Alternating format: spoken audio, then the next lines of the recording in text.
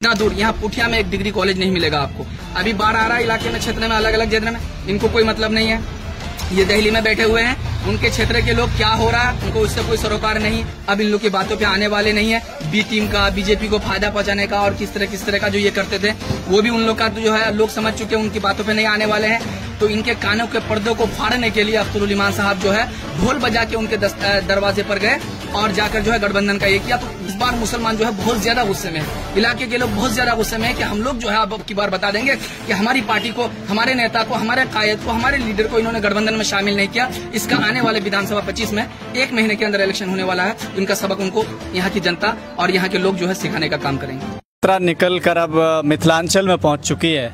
यहाँ तो कह रहे लोग कि बीजेपी को फायदा करना चाह रहे हैं, मिथिलांचल तो कम से कम छोड़ देते। कौन लोग कह रहे हैं ये बीजेपी को जो फायदा हो रहा है? ये पुराना डायलॉग है। पहले लोग बोलते थे, जब अवैसी साहब 2015 और 20 विधानसभा चुनाव में यहाँ लड़े थे, तब लोग बोलते थे तो कुछ लोग समझ जाते थे या फिर उनकी बातों पे आ जाते थे। लेकिन आज 2025 का दौर है, लोग समझ चुके हैं कि असल में बीजेपी का बी टीम या बीजेपी को फायदा कौन पहुंचा रहा है। बीजेपी को सबसे ज्यादा फायदा पहुंचाने का काम कांग्रेस ने किया था।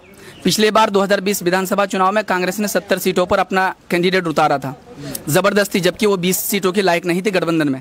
उन्होंने 70 सीट लिया, सिर्फ 19 सीटों पर जीते और 51 सीट में उन्होंने बीजेपी को जिताने का काम किया।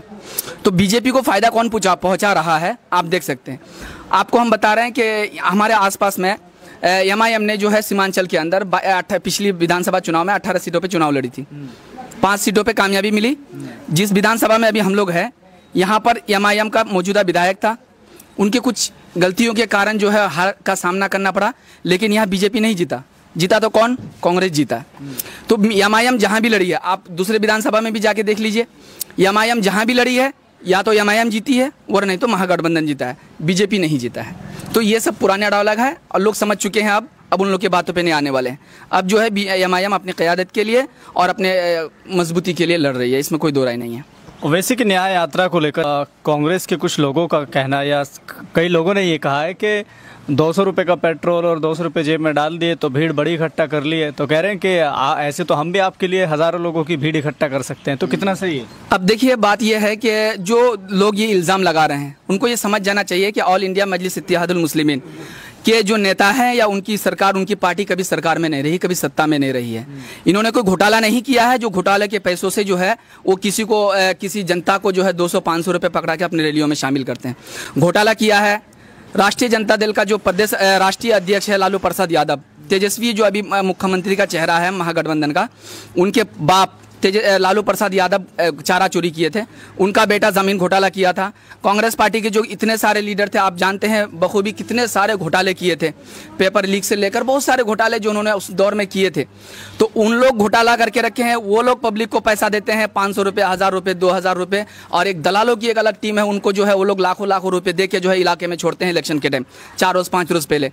तो वो लोग घोटाला करके उन लोग जो है आवाम को पैसा देते हैं और 5 साल लूटने का काम करते हैं। एमआईएम कभी सत्ता में नहीं रही है। एमआईएम, यहाँ लोग एमआईएम को चाहने वाले दिल से मोहब्बत करते हैं।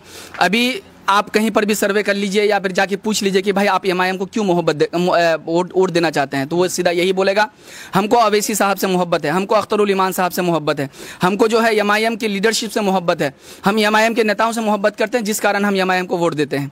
वरना नहीं तो एमआईएम किसी को पैसा दे के नहीं बुलाता है। सब लोग अपनी मोहब्बत में, उनकी दीवानगी में, उनकी चाहत में लोग उनके लिए दीवाना होते हैं। इसमें पैसा वैसा का जो भी है ये दूसरी पार्टी के लोग करते हैं। जनसुराज हुआ, बीजेपी हुआ, बीजेपी को तो जानते ही हैं, लाखों करोड़ों रुपये घोटाला कर रहे हैं और जो है अपना क्या कहते हैं, लोगों को बुलाते हैं, मीटिंगों में बुलाते हैं, खाने का खर्चा, पेट्रोल का खर्चा, जेब खर्चा और किस तरह खर्चा देते हैं। महागठबंधन वाली भी वही करते हैं। एमआईएम के पास कोई चंदा भी नहीं देता है एमआईएम को जल्दी, ये क्योंकि ऑल इंडिया मजलिस इत्तेहादुल मुस्लिमीन है, जल्दी इनको कोई चंदा भी नहीं देता है क्योंकि ये सत्ता में नहीं आने वाली होती है। तो यहाँ कोई चंदा का भी सिलसिला नहीं है। यहाँ पर कोई, सब लोग मोहब्बत में वोट करते हैं, मोहब्बत में उनकी रैलियों में शामिल होते हैं। क्या पार्टी पैसा देकर टिकट देती है या पैसे वाले ही चुनाव लड़ सकते? अब आप अगर देखेंगे सीमांचल के अंदर जितने भी ये विधायक सांसद है, उन तमाम में सबसे ज्यादा अगर गरीब कोई है नेताओं में, जितने भी विधायक, सांसद, पूर्व सांसद, मंत्री, पूर्व मंत्री जितने भी है, सबसे ज्यादा गरीब अगर कोई है तो वो है बिहार प्रदेश अध्यक्ष जनाब अख्तरुल ईमान साहब। पार्टी वो सबसे ज्यादा गरीब है, लेकिन पार्टी उनको पूरे बिहार का अध्यक्ष भी बना रखा है। पार्टी पूरी तरह से उनके ऊपर निगरानी है, मतलब उनके ही इर्द गिर्द पार्टी, मतलब ये है कि चुनाव का समय बहुत नजदीक है। अब ये बताएं कि यहाँ पर एमआईएम की तरफ से कई लोग प्रत्याशी हैं, लाइन में है संभावित प्रत्याशी, ऐसे में कौन ज्यादा मजबूत रहेगा? यहाँ सभी मजबूत है, एमआईएम पार्टी में सब मजबूत है। यहाँ किसी एक व्यक्ति का, क्योंकि हम लोग ना जुम्मन है ना हम लोग अंधभक्त हैं, हम लोग अवैसी साहब, अख्तरुल ईमान साहब के चाहने वाले हैं। हम लोग के यहाँ कैंडिडेट देख के फैसला नहीं होता, समर्थन नहीं करते हैं किसी का। हम लोग पार्टी जिसको भी, जो भी 4-5 दावेदार हैं, जिनको भी हाथ में टिकट पकड़ा देगा पार्टी, वो हमारा नेता होगा, उसके लिए हम लोग दिलो जान से मेहनत करेंगे। अच्छा, ये बताइए कि जैसे यहाँ पर कांग्रेस के विधायक रहे हैं, अभी भी है मौजूदा, सांसद भी है, तो यहाँ तो अच्छा विकास हुआ होगा क्योंकि सांसद और विधायक दोनों हैं। अब विकास क्या हुआ है कि हमारे प्रदेश अध्यक्ष जनाब अख्तरुल ईमान साहब कहते हैं कि पटना में और पटना के आसपास के दूसरे इलाके में 5-5 किलोमीटर में पुल है, लेकिन अब अगर देखेंगे आप यहाँ पर, तो एक यहाँ सातमेरी में पुल है, उससे 45 किलोमीटर दूर बिलवा के पास से घूम के जाना पड़ता है, एक वहाँ पुल है। यानी इतने 45 पटना और दीगर आसपास के एरिया में वहाँ जो है 5-5 किलो में पुल है, और यहाँ इतने 45 किलोमीटर के बाद एक पुल है। ये विकास हुआ है यहाँ पर, क्योंकि कांग्रेस का सांसद अभी भी है और इससे पहले भी थे, वो विधायक भी थे, और अभी मौजूदा जो विधायक है दूसरा, वो भी कांग्रेस का है। अब मैं आपको बता देता हूँ यहाँ कितना विकास हुआ है। हम लोग वोट करते हैं यहाँ के डॉक्टर जावेद को, जो कांग्रेस का सांसद है, यहाँ इजहारुल हुसैन को वोट करते हैं, जो कांग्रेस का विधायक है। हम लोग का मुख्यमंत्री कौन है? नीतीश कुमार है। हम लोग उन लोग को वोट करते हैं, लेकिन जब किसी इमरजेंसी पेशेंट को इलाज की जरूरत पड़ती है, डिलीवरी, जो औरतें डिलीवरी रहती है उनका मतलब सीजर का मामला रहता है या कुछ रहता है, तो हम लोग को बंगाल जाना पड़ता है, ममता हॉस्पिटल में जाना पड़ता है। हमारे यहाँ इतना बड़ा इलाका है, इतने दिनों तक यहाँ पर डॉक्टर जावेद हुकूमत किए, उनके बाप जो है आजाद साहब, वो हुकूमत किए, यहाँ पर सांसद और विधायक रहे, लेकिन इन्होंने कभी जो है अपने इलाके के लिए कुछ नहीं किया। हत्ता के आप देखेंगे एक अच्छा हॉस्पिटल नहीं है जो आदमी वहां पर जाए इलाज करे, कोई व्यवस्था नहीं, एक डिग्री कॉलेज नहीं मिलेगा आपको यहाँ पर। यहाँ के बच्चियों को, जो बच्चियां अपने घरों से जल्दी बाहर नहीं निकलती है, अपने काम जरूरियात के मुताबिक निकलती है, उनको एक डिग्री लेने के लिए उनको जाना पड़ता है वहां पर बहादुरगंज, उनको जाना पड़ता है किशनगंज, इतना दूर। यहाँ पुठिया में एक डिग्री कॉलेज नहीं मिलेगा आपको। यहाँ कांग्रेस का पहले बहुत बड़ा नेता है, लेकिन हम लोग पुठिया वाले जाते हैं, वो कितना बड़ा नेता है। इलाके से कोई मतलब नहीं, इलाके के समस्याओं से कोई मतलब नहीं, इलाके के जो मसाइल हैं उनसे उनको कोई मतलब नहीं, कोई सरोकार नहीं रहता है।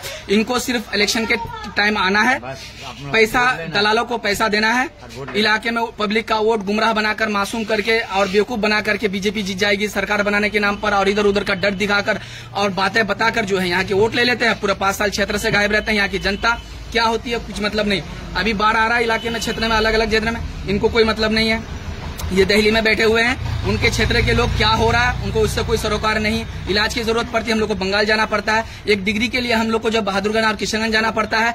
तो ये स्थिति है यहाँ पर सर, यहाँ पर ये स्थिति है कि यहाँ जो है विकास के नाम पर कुछ नहीं है, कोई कहीं पर आपको कुछ नजर नहीं आएगा। बिजली चली जाती है, लोग एक कॉल नहीं कर सकता अपने सांसद और विधायक को, कहीं ट्रांसफार्मर खराब हो जाता है, कोई विधायक और सांसद उसको क्लियर नहीं कर सकता है। बल्कि आपके जो है हमारे एमआईएम के जो जिगर लेता है, या इलाके के जो थोड़ा अपना रसूख या फिर जनप्रतिनिधि है पंचायत स्तर पर, चाहे वो जिला परिषद हो या मुखिया हो, मेंबर हो, सरपंच हो, समिति हो, ये लोग उन समस्याओं को हल करते हैं बड़ी मुश्किल से, बड़े भाग दौड़ के बाद। लेकिन ये जो मौजूदा सांसद या मौजूदा विधायक है, इनको क्षेत्र के इन समस्याओं से कोई मतलब नहीं है। कहीं आपका गाड़ी पकड़ लेगा, इनको कॉल कीजिए, इस काम के लिए पहले विधायक नहीं बना है, आपका ट्रांसफार्मर खराब हो गया, वो क्या बोलेंगे कि भाई वो छोटा मोटा काम के लिए हम विधायक नहीं बने। मतलब विधायक का काम है पटना में बैठे रहना और सांसद का काम है दिल्ली में बैठे रहना। ये लोग 5 साल बाद आते हैं, वोट लेते हैं, पूरे 5 साल गायब रहते हैं। इलेक्शन के टाइम आते हैं, लोगों को बेवकूफ बनाते हैं और वोट ले लेते हैं। लेकिन अब लोग जागरूक हो चुके हैं, लोग समझ रहे हैं, युवा पढ़ रहे हैं, इलाके में एक जागरूकता फैली हुई है। अब इन लोग की बातों पे आने वाले नहीं है। बी टीम का, बीजेपी को फायदा पहुंचाने का और किस तरह का जो ये करते थे, वो भी उन लोग का तो जो है लोग समझ चुके हैं, उनकी बातों पे नहीं आने वाले हैं। ये लोग गुमराह फैला रहे थे कि भाई एमआईएम किसी से गठबंधन नहीं करना चाहती है। आपने देखा, मीडिया ने देखा, पूरा हिंदुस्तान देखा, पूरे बिहार के लोग ने देखा और पुठिया के अवाम ने भी बखूबी इस चीज को देखा है कि एमआईएम जो है गठबंधन के लिए पूरा प्रयास किया। पहले उनके जो गठबंधन के जितने पार्टियां, तमाम पार्टियों के अध्यक्ष को अख्तरुल ईमान साहब ने लेटर लिखा। जब उन लोगों ने झूठ वहां पर बोलना शुरू किया तो इनके कानों के पर्दों को फाड़ने के लिए अख्तरुल ईमान साहब जो है ढोल बजा के उनके दरवाजे पर गए और जाकर जो है गठबंधन का ये किया। तो वो जो लोगों को बेवकूफ बनाते थे कि एमआईएम से किसी से गठबंधन नहीं करते एमआईएम, वो चीज भी जो है उन लोग का अब लोग जान चुकी है, जागरूक हो चुकी है, अब उनकी बातों पे भी नहीं आने वाले हैं। इसीलिए इसी गुस्से के मारे मुसलमान सोच रहा है कि हमारा कौन नेता है, हमारा कौन लीडर है, हमारा कायद कौन है।